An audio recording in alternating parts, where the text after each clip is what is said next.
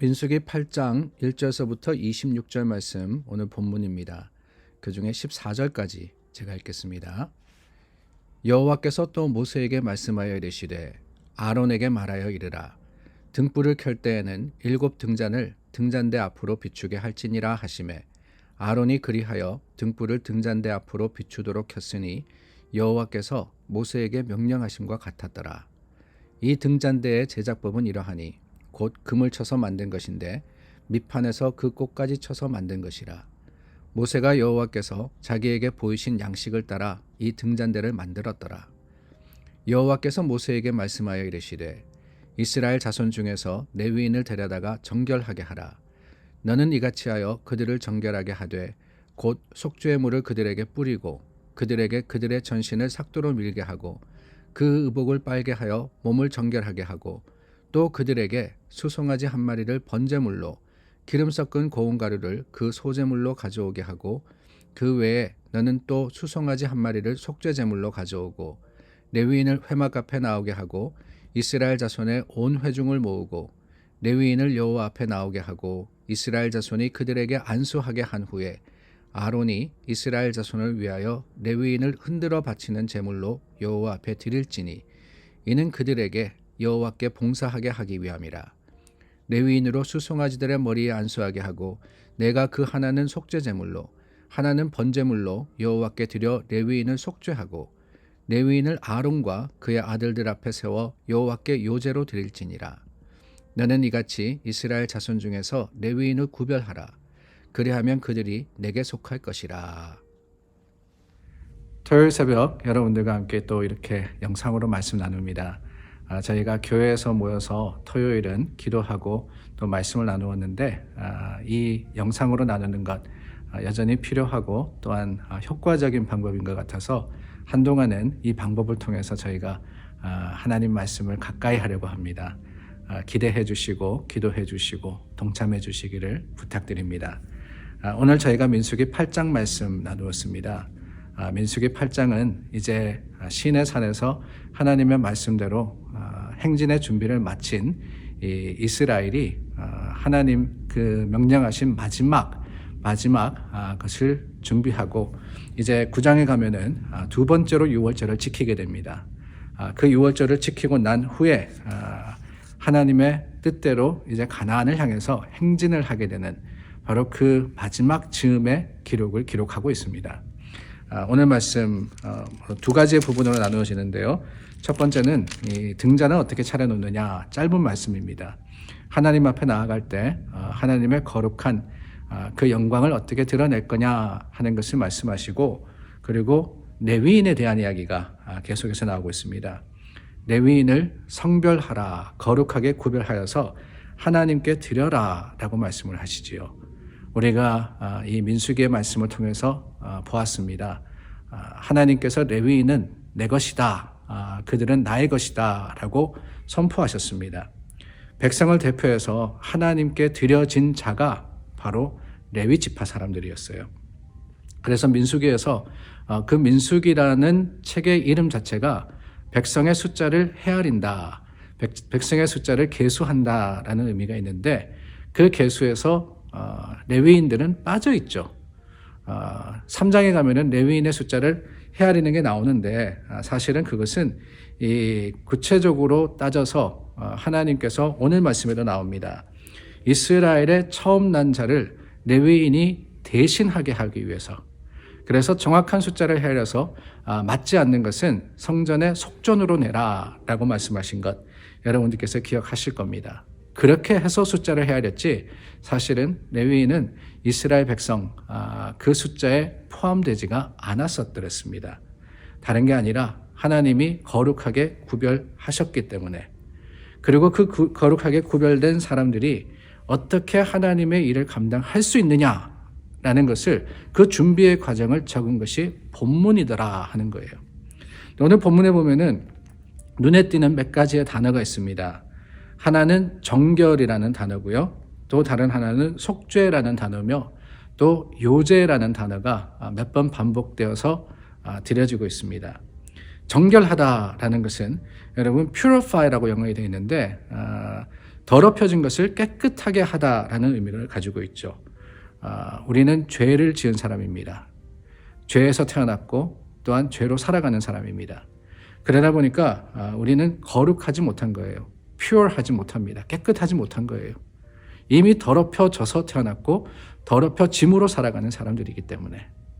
근데 그런 우리를 하나님이 가까이 하게 하기 위해서 하나님께서 우리와 함께 하시기 위해서 어떻게 하시느냐? 정결의 규례를 주십니다.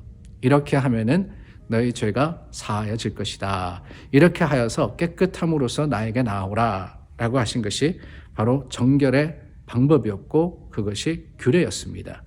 이 많은 규례가 출애굽기와 레위기 말씀에 나오죠. 그 규례를 따라서 제사장들이 또 하나님을 따르는 백성들이 주님 앞에 나올 수 있게 된 것입니다. 근데 그 정결의 방법 중에 하나가 뭐냐? 바로 속죄입니다. 속죄.